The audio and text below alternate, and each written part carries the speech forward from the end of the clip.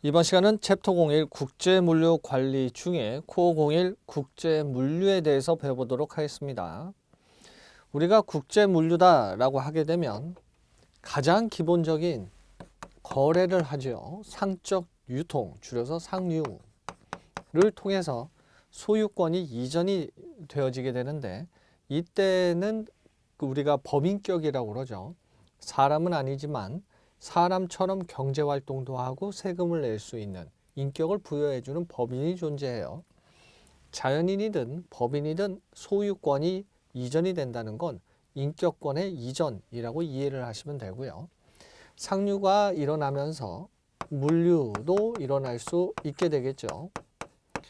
이에 따라 상적인 것에 의해 물류가 발생이 된다라는 전제하에서 본원적인 거래에 의해서 파생적인 거래라고 해서 문항 중에 가끔 파생이라는 단어로 물류를 설명하기도 해요. 이렇게 물류라는 것은 물적인 흐름이 되는 것이고, 물적 흐름은 국내에서 또 국제적으로 발생할 수 있게 돼요. 시험 문제에 나왔었던 부분은 국내와 국제를 비교하는 경우죠. 국내에 비해서 국제 물류가 더 복잡하고 어렵다라는 부분인데 상대적으로 국내가 그렇다라고 해서 틀린 문항이 나온 적이 있어요.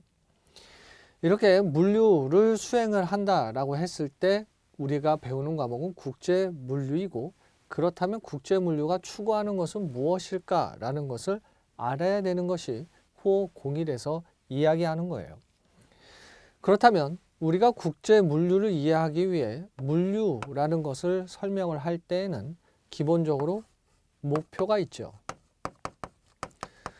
상류는 어떤 흐름으로 이루어지느냐? 과거에 무언가 만들면 팔리던 시대 산업 사회에서 지금은 고객이 원하는, 즉 소비자가 원하는 것을 생산자가 파악을 해서 공급하는 체계, 다시 말해 무엇을 원하는가라는 정보가 중요한 정보화 사회의 개념으로서 우리가 이해를 하고 있고 그 사회에 살고 있죠. 이렇게 생산자가 소비자가 원하는 이라는 개념을 갖고 있기 때문에 생산자는 소비자들에게 관심을 두고 또 그 소비자들에 맞추는 활동을 하게 돼요. 이에 따라 소비자들이 모여 있는 곳은 시장이고, 시장은 생산자가 주목돼서 그에 맞는 활동을 결정해야 되는 시장 지향적인 활동의 개념인 마케팅의 개념의 활동을 하게 되죠. 따라서 생산자는 소비자가 추구하고자 하는 만족을 높이기 위해 노력을 하게 돼요. 여기서 만족이라는 것은 기본적으로 내가 어떤 소비를 통해서 가질 수 있는 개인의 그런 효용 같은 부분들을 높인다라고 이해를 하시면 되고요. 효용이라는 경제학적 용어는 주관적인 만족의 정도라는 의미를 갖고 있어요. 그런데 생산자는 만족을 위해서 모든 것을 다 하겠다 할 수는 없죠. 왜냐하면 제한된 자원 때문에 그래요. 우리도 어떤 굉장히 고가의 차와 저가의 차가 있을 때 선택하라라고 하면 상대적으로 고가의 차를 선택하는 것이 합리적이라는 걸 알아요. 그런데 가지고 있는 자원 내에서라고 해서 제한을 두면 고가보다 현실적인 저가를 선택하는 상황에 놓여질 확률이 높아지게 되겠죠. 그것이 합리적이긴 합리적이지만 제한된 합리성, 제한적 합리성이라고 불러요. 마찬가지로 생산자가 제한된 자원을 활용해서 소비자의 만족을 높이기 위해서는 만족만 높여서는 안 되죠. 비용도 낮출 수 있어야 돼요. 이렇게 소비자 만족과 비용이 붙을 때 기본적인 어떠한 A와 어떠한 B가 서로 간에 상대적으로 부딪힐 때 우리는 서로 부딪히는 관계라고 이야기하죠. 바로 트레이드 오프의 개념을 갖게 돼요. 비단 만족과 비용만은 그런 것은 아니에요. 물류에서 한 번 더 말씀을 드리겠습니다만 만족을 높이면서 비용을 낮추겠다라는 것은 쉽지 않은 일이죠. 그런데 상적인 거래 내에서 이 내용을 낮추기 위해서는 내가 잘하는 것에 집중하고 비전문 분야는 선택을 하는 것은 어떨까라는 전략을 하죠. 전략 수립을 하고 이행을 해요. 이때의 선택이라는 부분이 비용을 낮추면서도 만족을 높일 수 있는 물류 전문 업체를 활용하게 되는 거예요.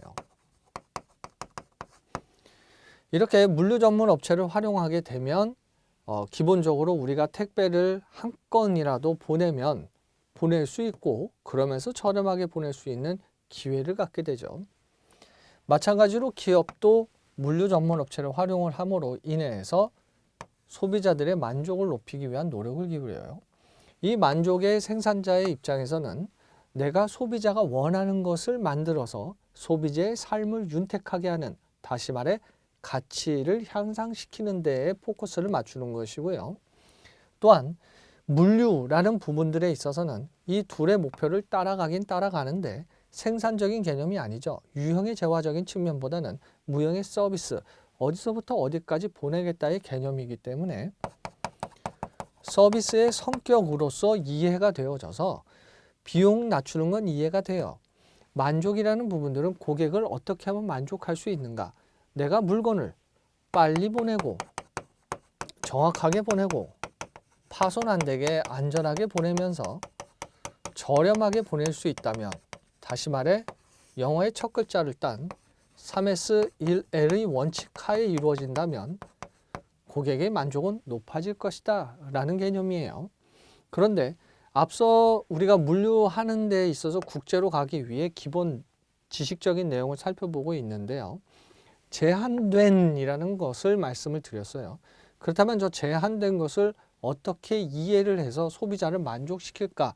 3S1L로 충분할까라고 물어본다면 아니라는 거죠.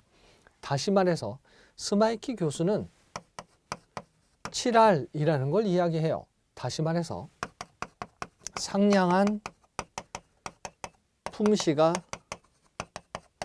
인장이라는 것으로 외워지게 되는데 한만 빼면 돼요.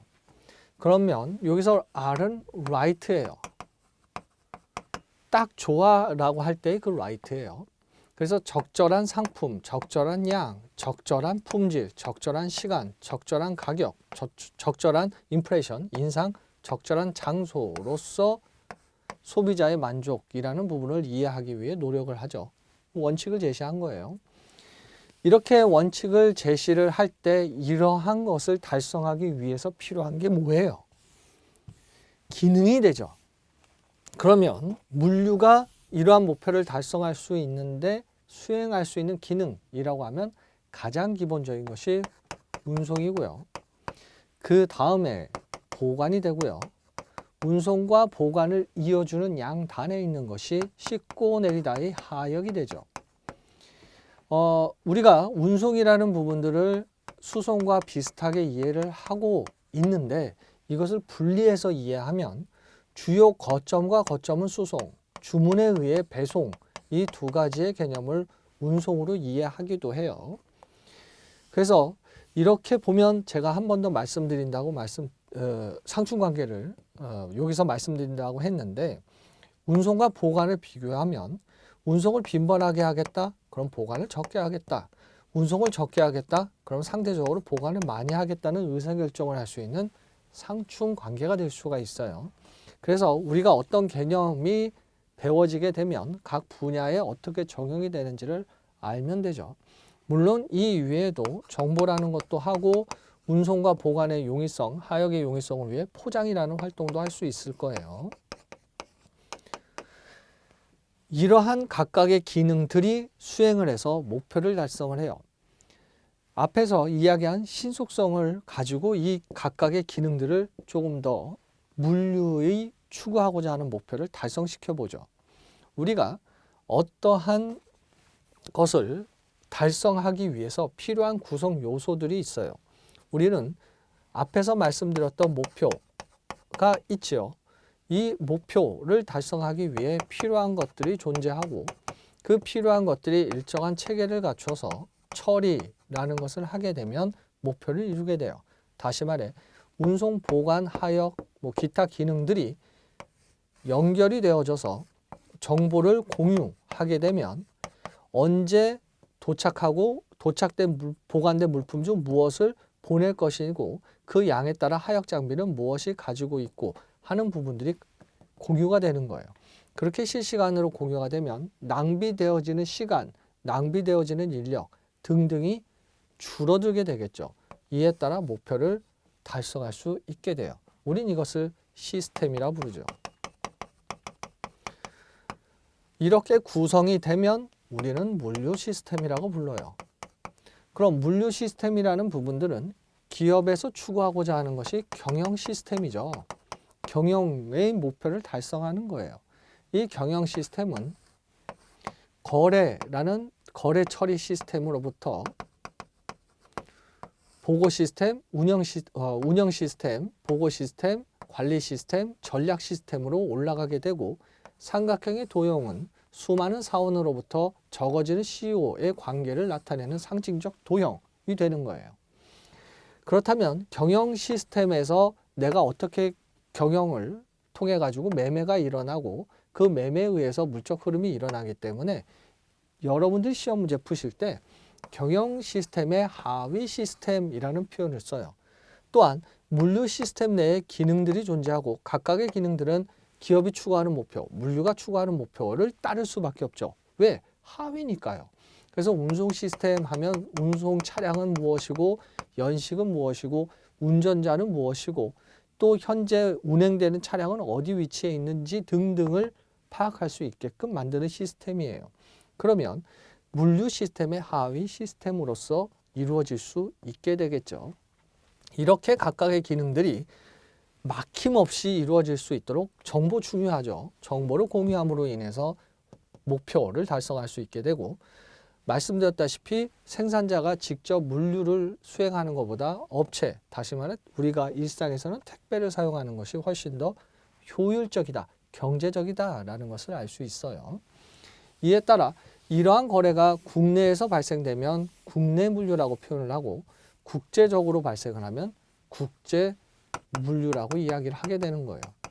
이에 따라 국제 또한 소비자를 포커스로 두게 되는 거고 소비자의 만족을 높이면서 비용을 낮추는 데에 포커스를 두게 돼요.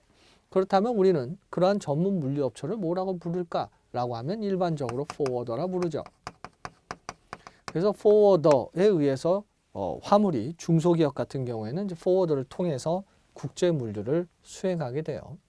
이러한 기본적인 지식을 바탕으로 해서 첫 번째 괄호는 관리예요. 우리가 흔히 통제와 관리라는 단어들을 많이 쓰게 되는데 관리는 매니지먼트죠. 여러분들께서 경영학개론 할 때 이 매니지먼트라는 단어를 써요. 경영이라는 개념으로. 통제라는 것은 기본적으로 어떠한 원칙을 두고 그 원칙 하에서 그 행동이 잘 수행될 수 있도록 하는 것이 컨트롤이죠. 이때의 원칙은 내가 일반적으로 기업의 목표가 있고 부서의 목표가 있다라고 하게 되면 코퍼레이션 목표와 사업 단위들의 목표가 존재하고 그 각각의 목표, 하위 목표가 상위 목표를 달성시키게 되는데 이때 통제는 목표를 위한 기준이 있고 그 기준에 따라서 통제가 이루어지게 되는 거예요. 그래서 잘 목표가 달성될 수 있도록 하게 되는 거죠. 우리가 배우고자 하는 첫 번째 괄호는 국제 물류에서 물류라는 것의 목표를 달성하기 위해서는 잘 관리해야 된다는 이야기를 하고자 하는 거예요. 개념은 1번에 보시면 물품의 흐름을 종합적으로 관리하는 것으로 그 대상은 하역, 포장, 보관, 운송, 유통, 가공, 정보 등을 포함하게 되는 거예요. 관리를 잘하자는 거예요. 두 번째 동그라미 목표는 물류 관리를 통한 원가 절감과 재화의 시공간적 효용 가치를 창조를 해서 시장 경쟁력을 강화하자라는 개념인데 원가 절감은 말씀드렸다시피 비용의 절감을 갖고 오게 되고 기업의 경영 전략 중 비용 우위라는 개념을 달성할 수 있게 돼요. 선택이 놓여졌을 때 동일한 서비스를 제공한다면 비용의 우위에 있는 기업을 선택하게 되겠죠. 그리고 앞서 말씀드렸다시피 효용은 만족의 정도고 주관적인 만족의 정도라고 이해하시면 되게 되는데 이 효용 같은 경우에 시 공간이 달라지죠. 그 달라지는 가치를 높여줄 수 있도록 하는 활동 중 하나가 바로 물류 관리라는 거예요. 이렇게 수행이 잘 이루어지게 되면 시장에서 경쟁력은 강화가 되는 건 당연해요.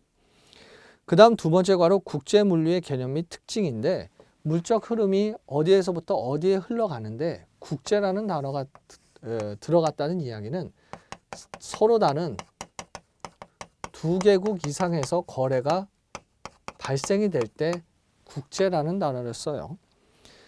그래서 개념에 2개국 이상에서 생산과 소비의 시공간적 차이를 극복하기 위한 유무형 재화에 대한 물리적 국제경제 활동이라고 부르는 거예요. 생산자가 유형을 보내고 물류, 포워더가 무형의 서비스를 제공, 소비자에게, 수입업자에게 전달할 수 있게 되는 거죠. 그 다음 두 번째 동그라미, 국제물류의 특징인데 국제물류라고 불리면서 그 국제물류만이 가지고 있는 특별한 성질이 존재해요. 비교되어질 수 있는 성질이죠. 그래서 기억해 보시면 주문 절차, 서류 등이 복잡하다. 국내보다 복잡한 거예요. 그 다음 동그라미 니은에 장거리 운송에 의한 환경적인 부담이 된다라고 되어 있는데 예를 들어 항만이 있어요. 선박이 계류할 수 있도록 잘 갖추어진 장소에 선박이 들어와요. 선박이 이렇게 들어오면 그걸로 끝나는 것 같지만 선박이 계류되면서도 보조 엔진을 이용할 수 있는데 그 보조 엔진이 디젤 보조 엔진이라고 하면 환경오염은 조금 더 심각해질 수 있게 되겠죠. 그렇다면 이걸 어떻게 해결할까? 뒤에 배워요. 그래서 이러한 부분들에 있어서 내가 장거리 운송을 하면 화물 자동차다. 그렇다면 그 대기 오염이 높아지겠구나라고 생각할 수 있어요. 여러 대를 1톤을 여러 대 보내는 것보다 큰 톤수의 차량을 한 대 보내면 상대적으로 환경 오염 배출을 저감시킬 수 있을 거예요. 또한 화물 자동차에 비해서 친환경 교통으로 전환하는 모달 시프트라고 이야기하는 전환교통을 이용하면 다시 말해 기차를 이용을 하게 되면 환경 오염을 저감시킬 수 있을 거예요. 그래서 육로의 경쟁 관계, 그러면 화물 자동차와 기차를 이야기하죠. 그래서 그 경쟁 관계는 어디서 나뉘는가라는 부분들이 단거리 혹은 이제 중거리 정도, 기차는 중, 그리고 강력한 장거리라는 개념으로 단거리와 장거리를 비교하게 되죠. 그래서 선택이라는 부분들도 있고 또 환경 친화적인 부분들은 어떻게 나뉠 수 있는가를 고민하게 되는 거예요. 장거리 운송을 하면 그만큼 환경적인 문제 발생될 수 있고요. 뭐 여러 가지 이유들도 발생될 수 있고 디귿, 운송 비용도 멀어지면 멀어질수록 부담이 돼요. 국내에 비해 국제 물류는 더 클 수밖에 없죠. 물류에 관련된 소식지 같은 거를 보면 이제 연마다 그거를 이렇게 조사해서 이제 알려주는데 가장 많이 차지하는 것이 운송비예요. 가장 많이 차지해요. 왜냐하면 어디서부터 어디까지 보낸다의 개념을 갖고 있기 때문에 보내는 것에 포커스가 맞추다 보니까 운송비가 다른 기능들에 비해 상대적으로 훨씬 커요. 그래서 운송비가 멀어지니까 부담된다는 거예요. 줄여야겠죠. 그럼 줄이려면 어떻게 해요? 물류 전문 업체 활용하라는 거예요. 그래서 기업의 집중과 선택이 결정되어지는 이유죠. 그 다음 동그라미 리을, 최적의 물류 시스템 구축 필요해요. 왜? 우리가 지금은 컴퓨터를 쓰기 때문에 너무 편리한데 컴퓨터가 없다고 생각하면 불편한 일들이 많아지게 되겠죠. 다시 말해 국제 물류가 원활하게 이루어지려면 정보로서 공유된다는 시스템의 말씀을 드렸다시피 시스템으로 통합이 되어지게 되면 전 세계에 어디 가더라도 뭐 예를 들어서 여러분들께서 우리나라의 지도가 있고 그리고 지도에서 부산에서 미국으로 간다라고 했을 때 그래서 미국의 항으로 이동을 한다라고 할 때 어디쯤 갔는가도 정보통신기술이 연결이 되면 확인할 수 있게 되는 거예요. 특별히 어려운 부분도 없고 설치만 되면 돼요. 시공간적인 부분들 극복할 수 있는 것이 정보기술이니까요. 이때 물류 시스템은 그 기업에 딱 맞는, 다시 말해 최적이라고 표현할 수 있는 가장 적당하거나 적합하다는 사전적 의미를 가진 최적 물류 시스템 구축이 필요해요. 그 다음 물류 표준화라는 부분인데 국제거래예요. 국내 거래에서는 국내 거래가 잘 이루어질 수 있도록 물류 관련 법과 규칙이 존재하죠. 그래서 이 법은 뭘 촉진하려고 한다, 뭘 도와주려고 한다라는 기준이에요. 그래서 통상 1조에서는 이 법의 목적이 나오고 여러분들께서 물류 관련 법규 시험 문제에 종종 나오는 것이 정의 부분에 이건 도대체 무슨 법이냐라고 물어보는 거예요. 그래서 1조에 그 법의 목적이 나오고 그 법에서 사용하는 용어도 이제 법률에서 종종 나오죠. 이 용어 같은 경우에도 내가 이 법에서 이 단어를 썼을 때 뭐 하면 안 되죠. 그래서 이 단어는 우리가 여기서부터 여기까지 의미로 쓸 거야 라고 이야기해 주는 거예요. 그래서 이러한 부분들에 의거해서 원활하게 이루어질 수 있도록 해주죠. 기준을 잡아줘요. 그런데 국제 물류에 있어서는 나라마다 달라요. 또 항만의 시설의 크기에 따라 항만 물동량 처리량도 달라요. 국제적으로는 서로 상이한 법률이 존재하고 문화가 달라요. 그래서 여러 가지 문제 때문에 이 표준화라는 게 중요할 수밖에 없어요. 문화의 다름은 이렇게 이해하시면 돼요. 선진국의 기술이 좋아요. 실제 있었던 일인데 기술이 좋으면 비용이 저렴한 곳에 생산하고 싶잖아요. 그러면 우리가 그냥 개발도상국, 개도국이라고 가정하면 선진국에서 공장을 여기 세우고 기술로서 공장 세운 후 생산하면 판매를 하거나 자국으로 들여오거나 하면 돼요. 그래서 이렇게 하면 유용하겠구나라고 우리가 알아요. 합리적이니까. 그런데 선진국은 퇴근 시간에 맞추기 위해 책상에서 햄버거를 먹는 한이 있어도 일을 끝내려고 한다면 이 해당 국가는 점심시간 2시간 여유롭게 라는 상황이 생겨버리면 통신 자체가 어렵고 업무의 협력 이런 부분들이 힘들어져요. 그렇기 때문에 서로 간의 문화라는 부분들 어떻게 이해하고 접근할 것인가도 굉장히 중요해요. 그때 필요한 것이 표준화예요.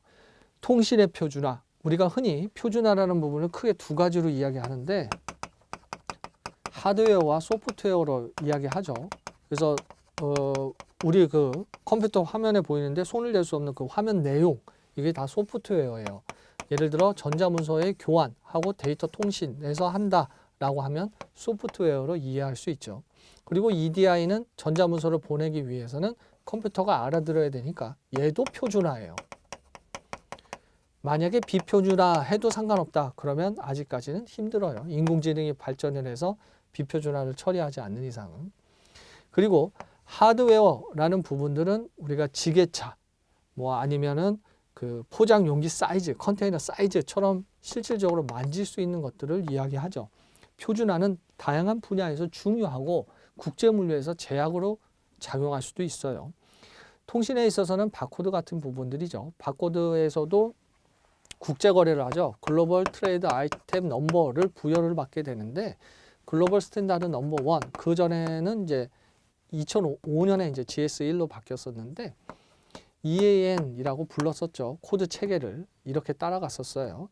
근데 이 부분들도 이 약속을 했기 때문에 물류 자체도 자동화가 가능해져요. 다 표준화 덕분이에요. 그 다음 물류 중개자가 필요하게 되는데 국제거래에 있어서는 서로 다른 상황에 놓여져 있기 때문에 그 서로 다른 놓여져 있는 상황들을 극복해 줄 수 있는 전문가들이 필요해요. 부동산도 부동산 중개하시는 분이 계시듯이 물류에 있어서도 중소기업 같은 경우에 정보력이 부족하다. 그리고 물동량을 보내야 된다. 이럴 때는 중개자의 위치가 중요해지죠. 그 다음 세 번째 관호는 국제물류의 기능이에요. 물류관리는 뭐고 그 물류관리 내의 국제물류 잘 관리하자. 그 물류의 전체적인 의미를 따라가니까요. 그러면서 기능이 있다라고 말씀을 드렸는데 운송, 하역, 포장, 보관, 정보 기능, 일명 5대 기능이라고 하는 물류 관리를 위한 기능이에요. 그래서 운송 기능은 어디서부터 어디까지 보내는 건데 첫 번째 오늘표 보시면 그 끝에 복합 일관 운송이라는 단어가 나와요. 예를 들어서 생산자가 수입업자와 수출업자와 수입업자로 바꿔보죠.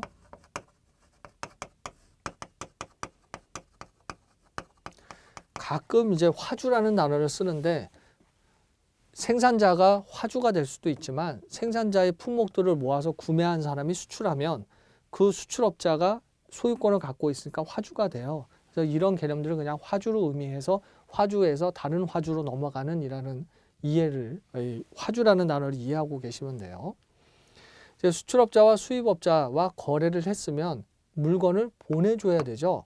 이때 뭐 수출업자가 지정을 하든 수입업자가 지정을 하든 포워더가 존재하고, 포워더는 해당 화물을 받아서 수입업자에게 자신의 책임 하에 보내주게 될 거예요.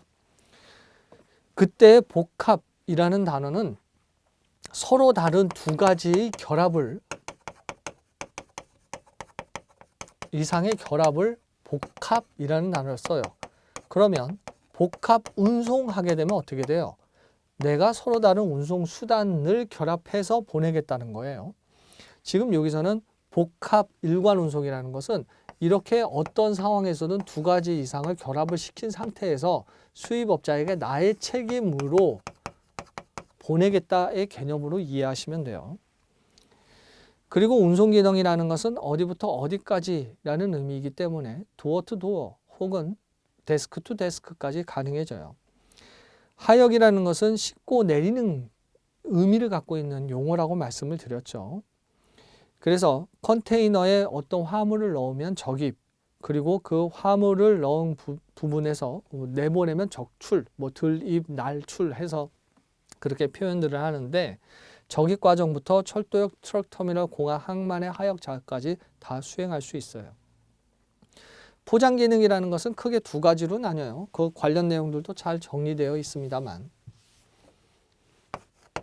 공업 포장과 상업 포장으로 대별해서 볼 수가 있어요. 기준을 무엇으로 하느냐에 따라 틀리겠습니다만 운송적인 측면 내에서는 이렇게 구분할 수 있어요. 공업 포장이라는 건 내가 물건을 보냈는데 운송비를 좀 낮춰야겠다의 개념을 갖고 있는 것이고, 상업 포장은 내가 포장을 이쁘게 해서 잘 팔릴 수 있도록 해야 되겠다, 이런 개념을 갖고 있는 거예요. 여러분들께서 어떤 쇼핑을 하고 물건을 샀는데 이쁜 포장지 쇼핑백에 주지 않고 공업 포장의 형태로 준다면 조금 잘 팔리는 상황은 아니게 되겠죠. 포장도 중요한 개념이에요. 또한 운송이라는 것은 포장이 튼튼해야 되는 컨테이너를 사용하기도 하죠.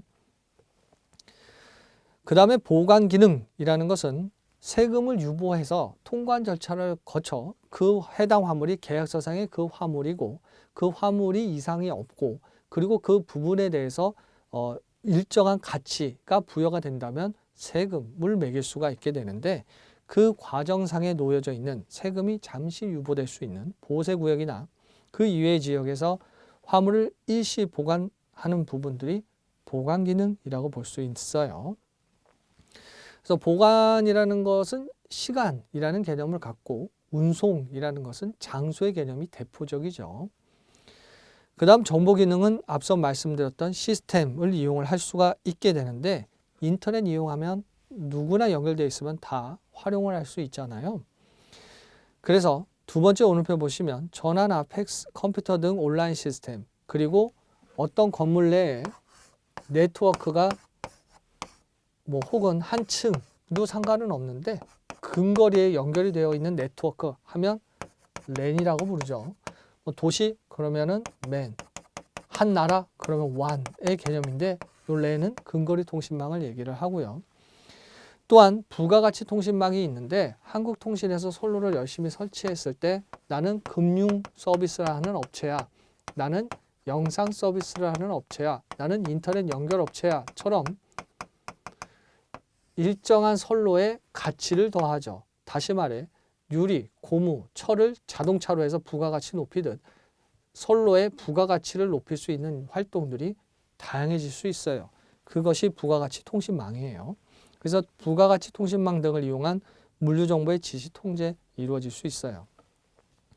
그 다음에 참고에 보시면 물류가 수행을 할 때 그 기본적인 기능은 무엇으로 할 수 있는가라고 하면 수량적 기능은 생산 수량과 소비 수량이 항상 일치하는 건 아니죠. 불일치 확률이 높아요.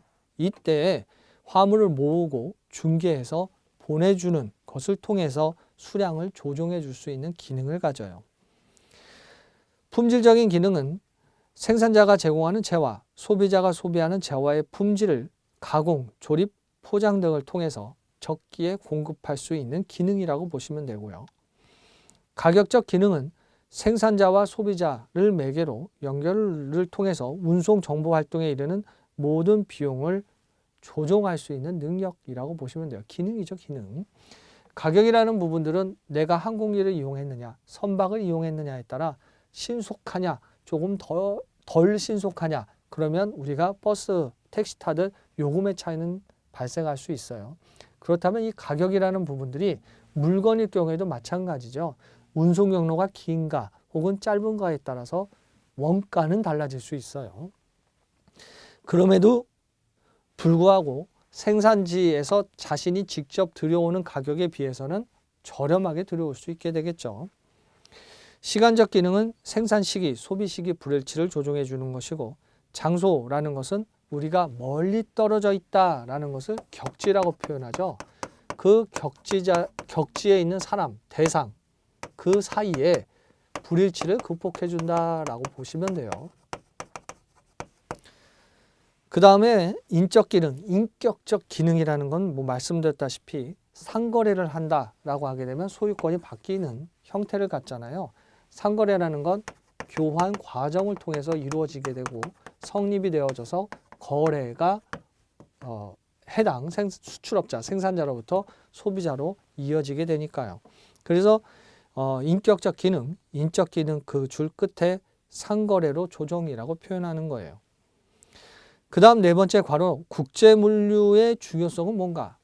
물류 관리, 목표 달성하는 데 중요하고 국제물류는 그 위에 놓여져 있고 그걸 달성할 수 있는 기능들은 이렇게 살펴볼 수 있다면 왜 국제물류 중요한가? 근본적으로 물어보는 거예요.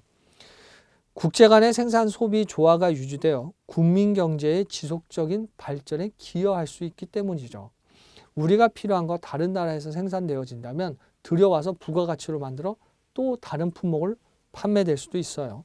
서로 간에 이익이 되는 결과를 가져올 수 있어요.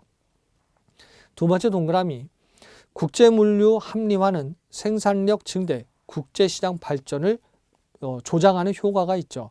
조장이라는 것은 일이나 경향을 더 심해지도록 만든다. 이런 도운다. 이 의미의 용어니까요. 세 번째 동그라미, 국제물류 합리화로 유통비 절감될 수 있고요. 혼자 보내는 것보다 모여서 보내는 게 저렴해지잖아요. 우리도 택시 타면 한 명이 내는 것보다 네 명이 내면 n분의 1 할 수 있으니까요. 양질의 국제물류 용역 전문가를 통해 제공받을 수 있고 고객 서비스는 당연히 향상돼요. 그렇게 된다면 경쟁이라는 측면들에 있어서 강화가 되기 때문에 우위가 기업 발전 될 수 있겠죠.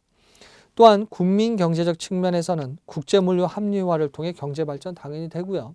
또 안정적인 수급 관계를 유지해서 물가 안정을 가져올 수 있게 돼요.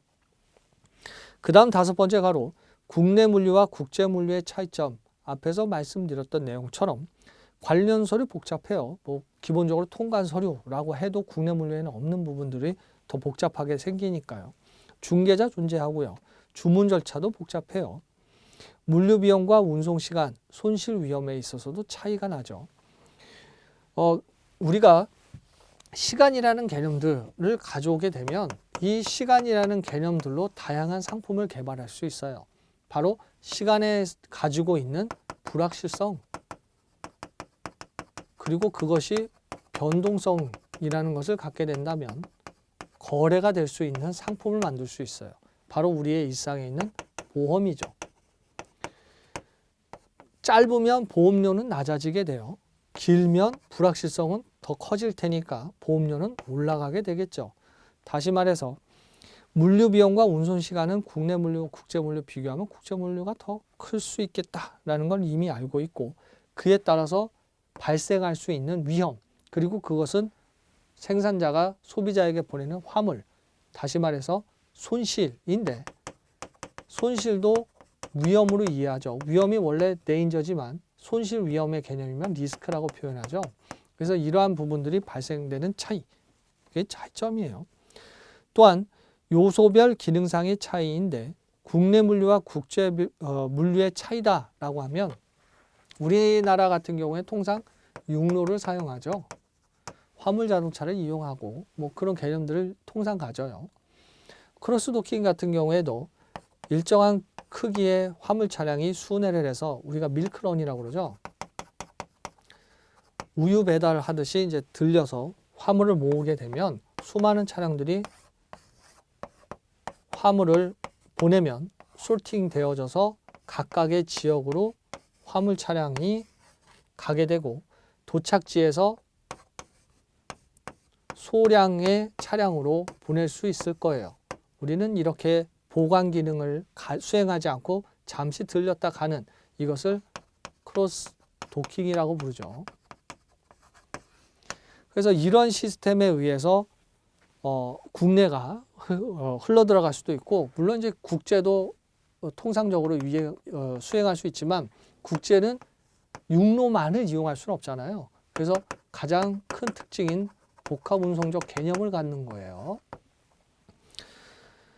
그 다음에 그 기능 그 표의 운송이라는 건 물류 거점 공로 운송 그리고 국제 물류 복합 일관 운송이라는 큰 대별되는 개념을 갖고 오는 것이고, 보관하역은 물류 센터, 배송 센터를 통해 국내 물류가 이루어진다면 국제 물류는 항만, 공항, 내륙 거점 등 복합 물류 터미널이라고 보면 돼요. 포장의 경우에도 국내 물류는 경제 편리, 간이성이라면 국제 물류는 멀리 보낼 수 있는 운송이라는 성격을 가져요. 항공기를 이용할 때 항공기 자체 내의 경량화, 그리고 항공기 같은 경우에는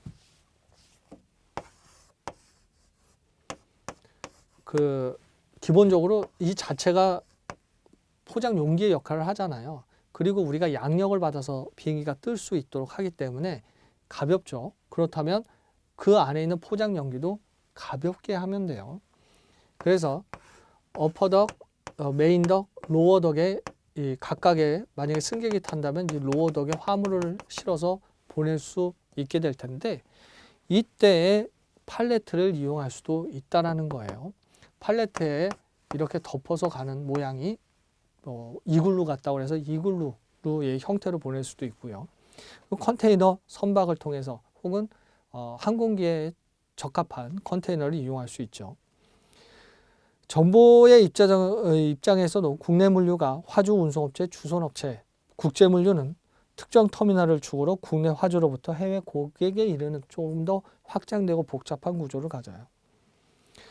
그리고 이메일이나 인터넷을 통해 추적할 수가 있게 되는데, 우리가 선박을 이용을 했을 때 뭐 파나마나 어디를 통해서 간다든지 뭐 이런 얘기가 나올 때 어디쯤에 갈 수 있는가, 그리고 화물이 제대로 본인 거 맞는가 뭐 확인하는 절차들로 이메일을 보내기도 해요. 이메일, 그래서 그 선박에 보냈던 분들 같은 경우에 이메일 확인하시는 분들도 계시고 하시죠.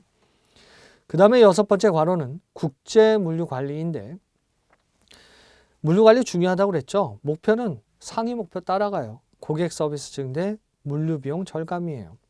그리고 국제 물류는 여러 가지 기능들이 합쳐지기 때문에 통합적인 관리를 하게 되죠. 그래서 총비용적 접근을 하게 되는데, 예를 들어 비용이 있어요. 그 비용 중에 대표적인 거점의 수라는 운송과 보관의 개념을 가져와 보죠. 거점이 많아지면 비용이 낮아지는 것은 운송비가 될 거예요. 반면에 거점이 많아질수록 비용이 높아가는 건 보관비가 되겠죠. 그러면 이 둘의 차이들을 합치게 되면 이런 형태의 그래프가 만들어져서 비용과 거점의 수의 뭐 여기도 q0라고 가정해 보죠. 만나는 점이 존재하게 되는데 이 그래프가 총 비용인 그래프가 돼요. 이것을 통해서 내가 거점의 수와 비용이 결정짓게 되죠. 다른 어느 곳보다 비용이 낮은 지점이에요. 보관하역 정보기수까지 더하게 되면 그래프는 꼭 이렇게 만나지는 않아요. 이렇게 될 수도 있어요. 그러면 이 지점에서 뭐 보관이나 정보 비용이 있으면 합치면 이 정도에서 만난다. 그럼 여기가 총 비용이 가장 낮은 지점으로 선택될 수 있게 되겠죠. 그래서 총비용 접근 방식은 개개활동 비용을 분리하기보다 물류 총비용을 고려한 뒤에 다양한 대안들의 비용 수익 관계를 최적화하려고 노력하는 거예요. 그리고 물류비 구성 요소는 앞서 말씀드렸던 포장비, 수송비, 하역비, 재고 보관비, 정보관리비, 보험비 다 포함되겠죠. 그리고 최소의 물류비를 산정하게 될 거예요. 그 다음 7번째 괄호는 국제물류관리의 필요성과 해외 직접 구매인데 뭐 크게 어려운 부분은 없어요. 그래서 앞서 말씀드렸던 내용을 다시 한번 확인하는 수준인데 필요성은 물류가 국내 제품의 수출 경쟁력 증가에 기여할 필요성이 있어서 그렇고 물류정보 시스템 발전으로 물류 관리를 신속 정확하게 처리, 비능률적인 요소를 제거, 효율성을 더욱 증대할 필요성 때문에 국제 물류 관리는 필요해요. 해외 고객 다양한 요구에 신속 정확하게 반응하려면 국제 물류 관리해야 되고 그 관리 내에서 정보통신 기술이 도와줄 수 있게 될 거예요. 또한 제품의 수명 주기가 짧아져요. 왜 짧아져요? 소식, 정보를 얻는 것은 생산자만이 아니죠. 소비자도 마찬가지예요. 대표적으로 수명 주기가 짧아진 건 통신에 있어서 정보를 몰랐던 과거에 비해 현재는 이렇게 될 것이라는 예상, 예측까지도 하는 의류 분야죠.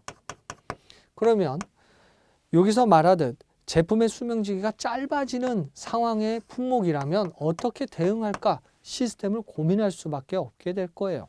그렇게 된다면 의류라는 것에 맞는 시스템을 구축하기 위한 노력을 기울이게 될 것이고 그 노력 자체는 국제 물류의 신속성을 위해서 만들어지게 될 거예요. 또한 해외 거점이 확대되고 해외 조달, 아웃소싱 증가함에 따라 공급망이 국내에서 해외로 확장이 되죠. 두 번째 동그라미, 해외 직접 구매의 역량은 물류 정보 시스템 당연히 있는 것이 중요하죠. 필요성이 증가되고 통관 업무를 담당하는 전문 인력에 대한 수요는 증가할 수밖에 없어요. 물동량이 많아지면 통관 업무의 인력도 필요하니까요. 정확하고 체계적인 다빈도 소량 운송 필요해요.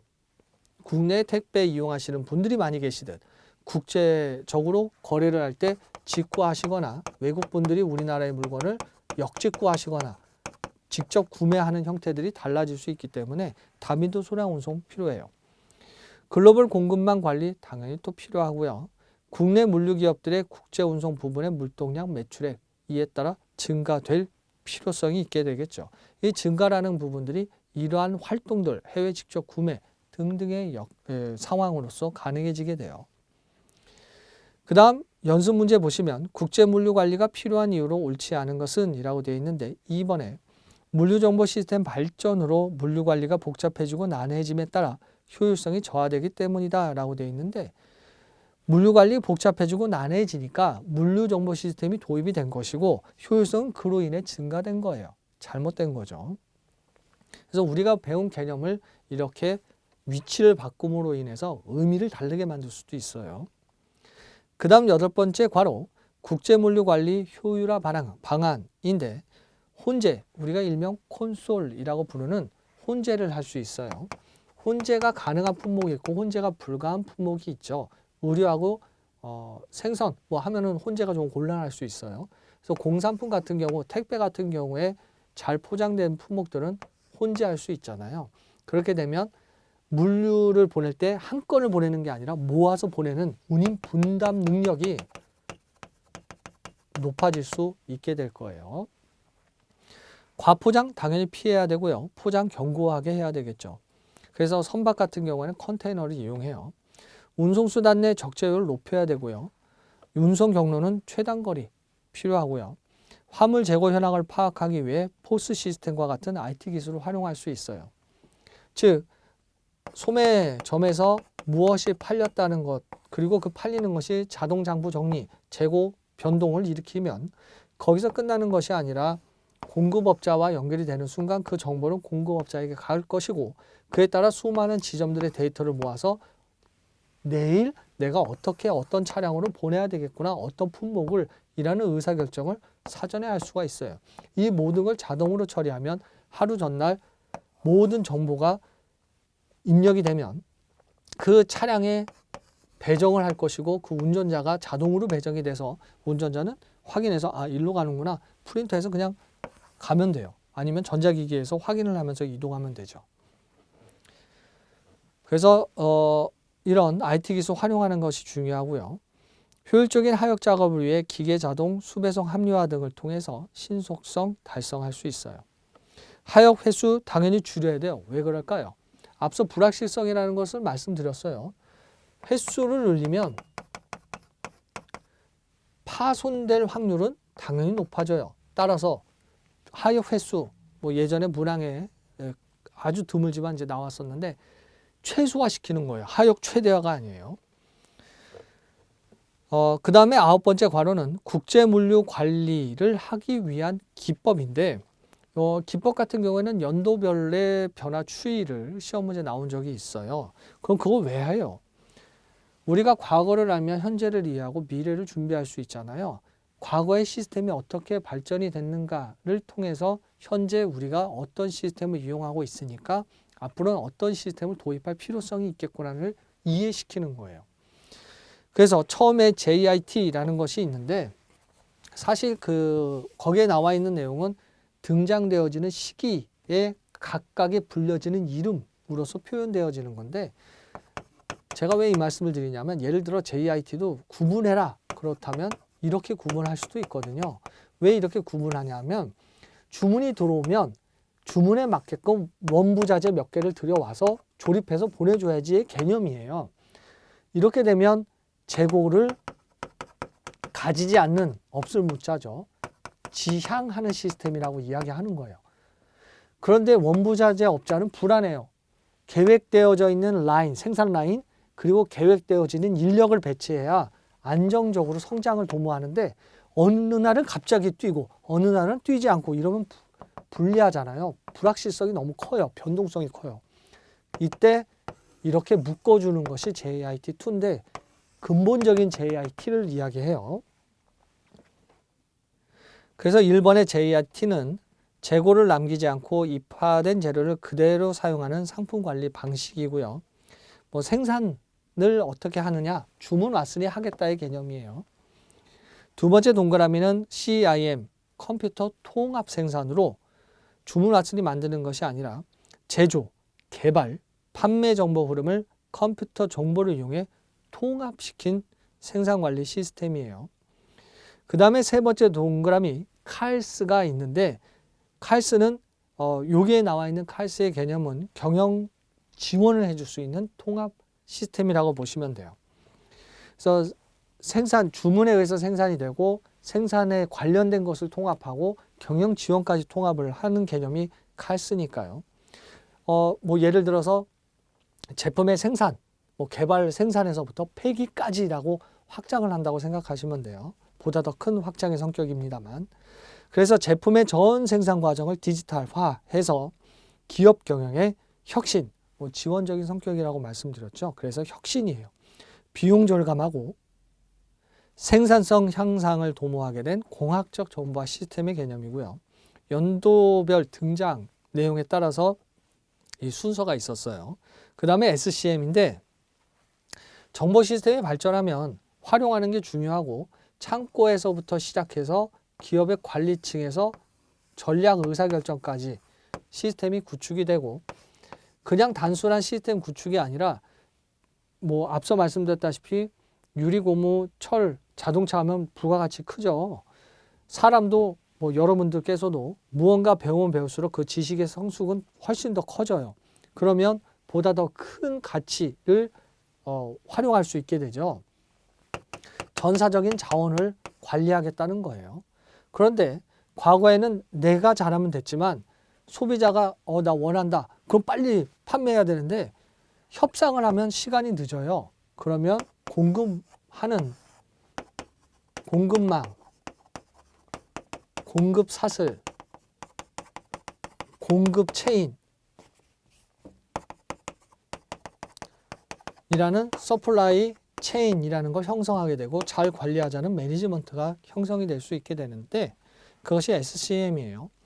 제품 생산부터 유통 과정까지 모든 공급망을 하나의 통합된 시스템으로 관리해서 공급을 소비자가 원할 때 적시에 정량을 원하는 장소에 공급하겠다의 개념이 서플라이 체인 매니지먼트가 돼요. 그리고 참고에 보시면 공급 사슬 관리 시스템의 효율적 설계 및 운영이 있는데 구성원들이 시스템에 관한 목표 명확히 정의할 수 있어야 되고 시스템 목표를 달성하는 방향으로 의사결정을 내릴 수 있도록 해줘야 돼요. 그래야지 공급 사슬에 놓여져 있는 경제 주체들이 그냥 내 목표가 아니라 공동의 목표. 공동의 목표는 소비자의 만족, 비용 낮춤. 그래서 서로 간에 윈루즈가 아닌 윈윈의 관계를 형성할 수 있는 목표여야 되겠죠. 그리고 소비자에 대한 서비스 수준 향상에 기여할 수 있는 성과 측정 장치가 있어야 되고요. 공급 사슬 간의 정보 공유를 통해 의사결정을 내리기 때문에 부서 간 협동 당연히 중요해요. 해당 시스템 내가 정보 시스템으로 결합이 되니까요. 그리고 물류 기업의 물류 하부 구조 등에 대한 적극적 투자를 수행해야 되고요. 이를 통해 미래 확장 가능성에 대비해야 돼요. 이게 무슨 얘기냐면 과거에는 현재도 전략적으로 그럴 수 있는데 소매점을 내요. 그리고 물류가 필요해서 물류 공장을 놓죠. 근데 지금은 어떻게 활용될 수 있어요? 발전 가능성을 보고 물류 창고를 출점한 후에 그 다음 소매점을 출점할 수 있게 된다는 거예요. 생각이 달라지는 거죠. 우리가 허브 앤 스포크라는 게 있어요. 허브가 있고 스포크가 있게 되는데 이게 없을 때 거래가 발생이 된다면 굉장히 복잡해져요. 이렇게 되겠죠. 상당히 복잡한 관계를 형성할 수밖에 없어요. 너무 복잡하죠. 거리가 멀어지면 비용 올라가요. 비용 줄여야 돼요. 그렇게 되면 일정한 장소에 허브를 놓고 모았다가 그 허브에서 솔팅해서 보내주는 게 보다 더 합리적이 되겠죠. 훨씬 더 효율적이죠. 그래서 말씀드렸다시피 거점을 어떻게 두느냐에 따라 보다 효율적인 물류 관리가 가능해질 수 있어요.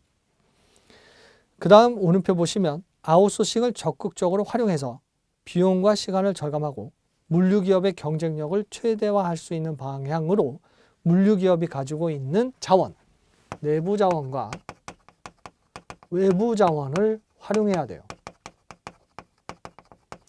즉, 기업 간의 서플라이 체인이 되면 자원을 공유할 수 있는 부분들을 공유하게 되죠. 정보 공유하듯 관련된 자원들도 공유를 하게 되는 거예요. 궁극적인 공동의 목표는 소비자의 만족적인 활동이 될 테니까요. 이렇게 해서 코어 01에 대한 내용을 배워보았습니다. 국제물류가 어려운 분야이기도 하지만 막상 각각의 용어가 가지고 있는 의미를 잘 이해하시면 용어 자체에 대한 이해의 폭이 넓어지실 것이고 크게 어려움이 없으실 거예요. 복습 부탁드리고요. 강의 수강하시느라 수고 많으셨습니다.